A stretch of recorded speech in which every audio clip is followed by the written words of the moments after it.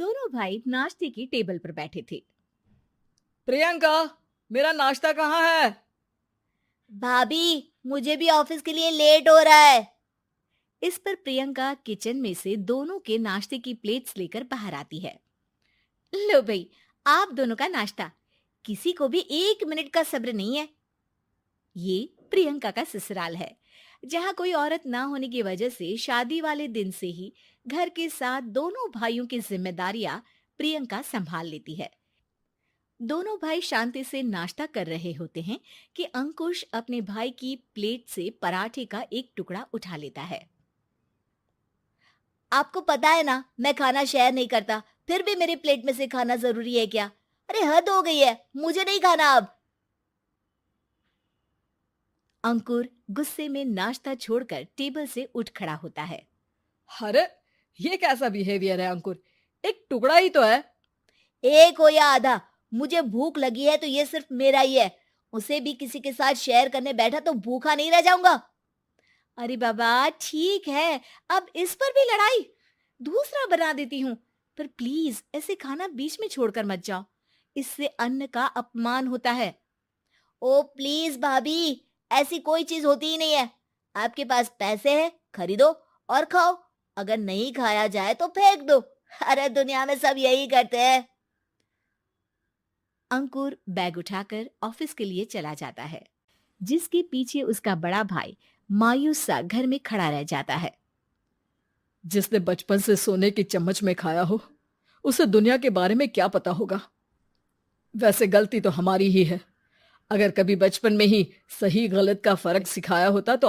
आप फिक्र क्यों करते हैं जी? भगवान है, वो जो भी करता है सबकी भलाई के लिए ही करता है। और जब वो चाहेंगे तो अपनी तरह से अंकुर भैया को भी सब कुछ सिखा देंगे। पत्नी की बात पर विश्वास कर अंकुश भी ऑफिस चला जाता है। सुबह से दोपहर होती है और अंकुर लंच करने ऑफिस के पास वाले रेस्टोरेंट में पहुंचता है, जहां वो एक साथ बहुत सारा खाना ऑर्डर कर देता है। सर, क्या कोई आपको ज्वाइन करने वाला है? नहीं तो क्यों? अब कुछ नहीं सर, ऐसे ही।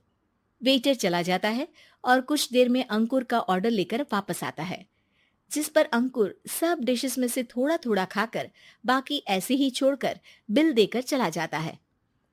वाह भगवान, तेरी माया। कहीं कोई एक एक टुकड़े के लिए तरसता रहता है और ये 5 लोगों का खाना ऑर्डर करके एक का भी पूरा नहीं खाते। पैसे वालों की माया। वेटर टेबल साफ कर बचा हुआ सारा खाना लेकर रेस्टोरेंट के पीछे घूम रहे बच्चों के पास पहुंच जाता है, जिसे देख बच्चों के चेहरे खिल उठते हैं। वाह, आज इतना सारा खाना आया। थैंक यू भैया। भगवान आपको खाने की फैक्ट्री बना दे। अगर ये फैक्ट्री मेरी होती तो तुम लोगों को कभी किसी का झूठा बचा हुआ खाना नहीं खाना पड़ता। चलो तुम लोग खाओ, पर ध्यान रखो किसी को पता ना चले, नहीं तो मेरी नौकरी चली जाएगी। इसी के साथ दिन बीतता है और रात को दोनों भाई एक साथ घर पहुंचते हैं। कुछ देर में सब डिनर करने बैठते हैं, जहां अंकुश अंकुर को समझाने की कोशिश करता है। अंकुर, अगर हमें लाइफ में सब कुछ मिला है, इसका ये मतलब नहीं कि तुम उसका गलत फायदा उठाओ, बल्कि तुम्हें उसकी मदद से दूसरों को भी मदद करनी चाहिए। भैया, जिनके पास नहीं है उनकी वजह मैं सब तो लोग नहीं हैं ना। जिनके जिनके पास सब कुछ है, इसलिए अगर मैं एक इंसान कुछ नहीं करूंगा तो कोई फर्क नहीं पड़ने वाला।